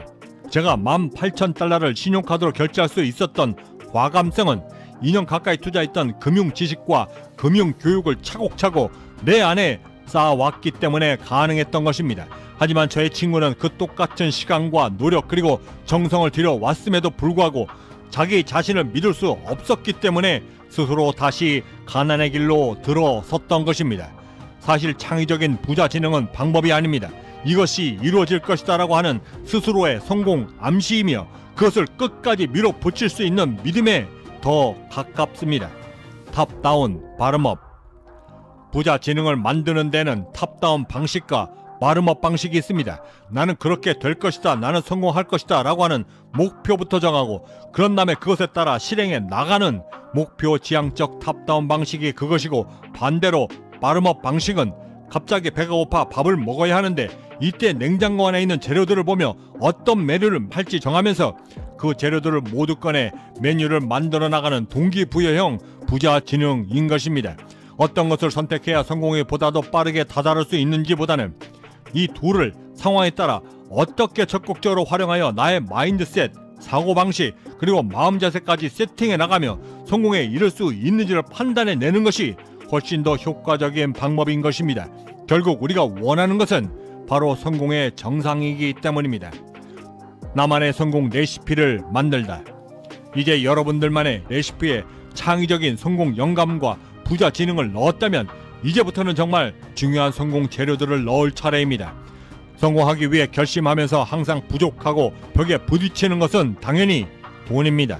하지만 제 생각엔 돈은 항상 세상에 넘쳐납니다. 하지만 불행히도 그 돈을 쟁취할 수 있는 사람은 극소수에 달하죠. 하지만 결국엔 누군가는 그 극소수가 됩니다. 이를 위해 우리는 가장 먼저 제 아무리 악조건 하에 있다 하더라도 탑다운 방식으로 가장 먼저 내가 하고 싶은 것을 먼저 결정하고 그곳을 향해 가기 위해 지금부터라도 부자가 되기 위한 부자 지식과 금융교육을 스스로 쌓아가야만 합니다. 이 둘이 여러분들의 부자의 삶을 이끌고 여러분들의 삶을 추진시키는데 가장 강력한 주된 엔진이 될 것이기 때문입니다. 그러면서 여러분들이 갖고 계신 그 모든 간절함을 여러분들 안에 있는 그 냉장고에서 꺼내 그 허기진 갈증들을 해결할 수 있는 동기부여로 삼아 사용 가능한 모든 것들을 총동원하여 여러분들만의 성공을 위한 레시피를 만들어 나가는 것입니다. 그것이 남다른 노력이 될 수도 있고 꿈이 될 수 있으며 저처럼 지독하게 가난했던 기억이 될 수도 있는 것입니다. 그리고 마지막으로 그 위에 간절하게 버티고 절박하게 매달리며 그 어떠한 경우라도 절대 포기하지 못한다라고 말하며 나 자신에 대한 약속을 힘껏 버무려 오늘도 달려나가시기 바랍니다. 부자 지능은 절대 뛰어난 학위나 위대한 지식으로 비롯되는 것이 절대 아닙니다. 오늘을 어떻게 어떤 모습으로 살아갈 것이다. 나는 결국엔 성공할 것이다. 나는 해낼 수 있다. 나는 해내고야 만다라고 하는 그 굳은 의지들이, 그 결심들이 바로 여러분들이 그토록 찾아 헤맸던 부자 지능의 시작이 되는 것입니다. 제발 저의 친구처럼 또다시 가난해질 수 있는 그 삶의 도피처로 오늘을 이용하지 마시기 바랍니다. 바로 그 단호함이 여러분들의 모든 것을 이끈다는 사실을 절대 잊지 마시기 바랍니다.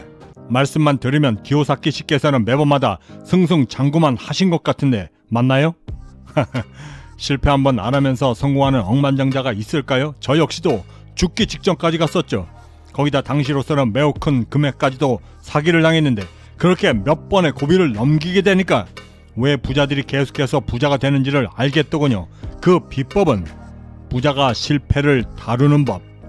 25살 때 첫 부동산 임대 사업을 시작하고 본격적으로 1974년에 당시에는 전무후무했던 그러면서도 획기적이었던 나일론 재질의 부드러운 촉감과 벨크로를 붙여 열고 닫기가 매우 편했던 손지갑을 판매하기 시작했습니다. 결론부터 말씀드리면 결과는 최악이었습니다. 시대를 너무 앞서 나갔던 것이죠. 당시에는 사람들이 지갑이라는 것 대신에 그저 돈을 주머니에 쑤셔넣고 다녔고 개념조차 없었던 터라 조금 여유가 있는 사람들은 그나마 클립에 지폐들을 끼우고 다니는 정도였습니다. 지갑에 돈을 집어넣어 관리한다라고 하는 생각 자체가 없었던 시기였습니다. 그때 저는 사업 파트너와 함께 한국에 오다를 직접 해서 그 지갑들을 10만 개나 주문을 했고 창고비와 세관 비용이 저렴한 롱아일랜드로 배송시켰습니다. 그렇게 창고에 보관하면서 저와 사업 파트너는 동시에 투자자들을 찾아 나서기 시작했습니다. 그러고는 우여곡절 끝에 60만 달러라고 하는 투자금을 받게 됩니다. 그러면서 저는 동시에 저의 친아버지에게서 2만 달러까지 빚을 지어 회사 운영비로도 사용하고 있었습니다. 그런데 이때 판매를 약속했던 판매점들이 샘플 판매를 하면서 모두가 하나같이 그 오더들을 모두 다 취소해버렸습니다. 그러면서 그때부터 저희는 초단위로 파산하기 시작했습니다. 더욱이는 투자금의 씨가 말라 롱아일랜드 창고에서 미국으로 제품들을 옮길 수조차 없게 되었죠. 그렇게 한 치 앞도 보이지 않던 상황에서 순간적으로 저의 머리에는 부자 아빠가 저에게 해주셨던 그 어떤 순간이라도 절대 할 수 없다라고 말하지 말라라고 하는 금지령이 떠올랐습니다. 그리고 그때 부자 아빠께서는 또한 이렇게 말씀해 주셨습니다. 설사 네가 하려는 일이 사람들이 손가락질하는 지극히 어리석은 일이라 할지라도 그것을 넘어서려는 의욕과 의지만 있다라고 한다면 그 어리석음의 실수와 실패를 만회할 수 있을 뿐만 아니라 그 모든 실패와 실수들을 통해 내 자신은 그만큼 더 똑똑해지고 단단해진다는 사실을 절대 잊지 마라. 그리고 그 성장이 다음에 찾아올 너의 성공을 더욱더 견고하게 만들어준다. 저는 부자 아빠의 그 말씀에 따라 당시 18,000달러 때문에 직업을 찾아 되돌아갔던 친구와는 달리 신용카드로 그 결제 금액 모두를 결제했었던 그 전혀 다른 선택, 그 기발했던 창의적인 부자 지능을 다시 한번 발휘하기로 결심했고 저의 또 다른 성공의 기회로 잡고자 노력했습니다. 그리고는 사무실에 앉아 생각하기 시작했습니다. 60만 불의 투자금, 2만 불의 친아버지에게서 받은 빚, 그리고 10만 장이나 되는 단 한 장도 팔리지 않고 있는 지갑들, 그리고 미국 땅도 아닌 롱 아일랜드에서 잠겨져 있는 재고들, 그리고 매달 나가는 그 비용들. 저는 그 모든 문제들을 한꺼번에 해결할 수 있는 방법을 찾기 시작했고 가장 먼저 세상에 지금 어떤 일이 일어나고 있는지를 먼저 살피기 시작했습니다. 그때 제 눈에 들어왔던 것은 베이비붐 세대들이 먹고 살만하니 비만해졌고 스스로 자각이 되어 그때부터 그들이 모두 공원 등지에다가 뛰기 시작했다는 것이었습니다. 그리고 그 붐은 인터넷을 만나면서 마치 지금의 인공지능을 대하듯 사람들이 열광하기 시작했다는 것이었습니다. 그 이전에 거리를 뛰어다니는 사람들이라고는 오직 죄를 지어 도망가는 사람과 이를 잡으려 쫓아다니는 경찰들 뿐이었습니다. 그런데 당시에는 사람들이 갑자기 공원이며 도로며 심지어 자신들의 집안뜰에서까지도 뛰기 시작했던 것입니다. 그래서 저는 이들의 수요가 진심으로 궁금했고 직접 눈으로 확인하기 위해 그리고 그 아이디어를 얻기 위해 집문을 들고 나아가 근처에서 가장 큰 공원에 자리 잡았습니다. 그리고 3일차가 되던 어느 날 벤치에 앉아 신문을 보고 있었는데 한 중년 남성이 공원 주차장에 고급 승용차를 대고 차 밖으로 나와 자신이 들고 있던 차 키 뭉치를 주위를 잠시 둘러보더니 이내 운전석 앞바퀴 위에 손을 집어넣어 그 키 뭉치 그대로를 두고 가벼운 스트레칭을 하고 난 후 바로 뛰어나가는 것이었습니다. 그렇게 뛰어나가던 남성의 뒷모습을 쫓던 저의 시선 안에 그 남자가 주차했던 차량 쪽으로 다가오던 한 청년이 보였고 남자가 달려갔던 쪽을 슬쩍 쳐다보더니 이내 차 주인이 두고 갔던 그 자동차 키 뭉치를 앞 바퀴에서 꺼내 시동을 걸고 그 차를 몰고 순식간에 사라졌던 것입니다. 그리고 약 1시간 뒤 되돌아왔던 차 주인은 있어야 할 자리에 차가 없어진 것을 보고 아연 질색하며 경찰에 신고하는 것을 보게 됩니다. 그 모든 것을 직접 보게 된 저는 순간적으로 기막힌 영감 하나가 떠올랐고 때마침 제가 들고 있던 신문에 커다랗게 헤드라인으로 조깅하는 사람들의 차량 도난 사건을 대서특필 중이었던 것을 확인하고는 두 손을 힘껏 치며 바로 이거다! 라고 말하며 저도 모르게 쾌재를 불렀습니다. 저는 그 순간 세상의 기류를 읽어냈던 것입니다. 그리고 그때부터 저는 그 세상의 기류와 제가 갖고 있는 모든 문제들을 연결하기 시작했습니다. 그리고는 급기야 찾아낸 그 접점은 바로 조깅할 때 위험하게 차 바퀴 위에 두는 대신 신고 있는 조깅화 위에 키 전용 지갑을 달고 그곳에 넣고 안전하게 달리도록 만들었던 것입니다. 그리고 그렇게 새로 제작된 키 전용 지갑은 기존에 제가 한국에 주문했던 방식 그대로 부드러운 나일론 재질에 강한 벨크로까지 달아 신발에 떼고 붙이는 것이 매우 용이하게 만들었던 것입니다. 그리고 나머지 한 가지, 제가 가지고 있던 모든 문제들을 한꺼번에 해결할 수 있는 아주 기막힌 기존에는 절대 생각할 수 없었던 마케팅이 절실했습니다. 그리고는 저는 여러 날을 깊이 고민하게 되었고 마침내 찾게 된 그 방법은 매우 매력적인 성인 잡지 여성 모델을 직접 섭외하고 전라의 모습 그대로 자신의 조깅화 위에 제가 직접 제작했던 그 키 지갑을 올려놓고 붙이려는 자세를 취하도록 만들어 광고초도 기존의 신문 광고나 TV 광고 대신 실제 성인 잡지인 플레이보이즈에 그대로 실어 내보이며 광고하기 시작했던 것입니다. 그렇게 시작된 광고는 그야말로 센세이셔널했습니다. 지금 보시는 사진에는 가슴이 가려져 있지만 실제 제가 내보낼 때는 가슴 모델을 실제로 내보이며 광고했기 때문이었습니다. 반응은 그야말로 초대박이었고 이것을 보았던 투자자들 모두는 다시 돈을 들고 제게로 달려와 그 모든 돈들을 저에게 쏟아붓기 시작했던 것입니다. 그리고는 그 키 전용 지갑은 물론이고 롱 아일랜드에 잠겨져 있던 저를 파산 직전까지 몰고 갔던 그 10만 장의 지갑들까지도 모두 한꺼번에 완판시키며 저는 완전히 화려하게 재기할 수 있었습니다. 부자 아빠는 제게 실패를 관리하며 성공에 이를 수 있는 비법으로 다음 4가지를 말씀해 주셨습니다. 가장 먼저 위험을 감수하라. 두 번째 무모해져라. 세 번째 이 2가지를 넘으려 더욱더 똑똑해져라. 마지막 4번째 그런 후엔 성공이 너에게 반드시 찾아온다. 경제적 자유민은 행복한 부자를 꿈꿉니다. 보통 사람들의 평범한 꿈들이 모여 비범해질 수 있도록 함께 만들어 나가는 비전 공동체 채널이기도 합니다. 구독과 좋아요, 알림 설정은 그 거대한 꿈을 시작하실 수 있는 아주 작은 실천의 시작이 될 것입니다. 여러분들의 성공적 하루를 진심으로 응원합니다. 지금까지 경제적 자유민이었습니다. 감사합니다.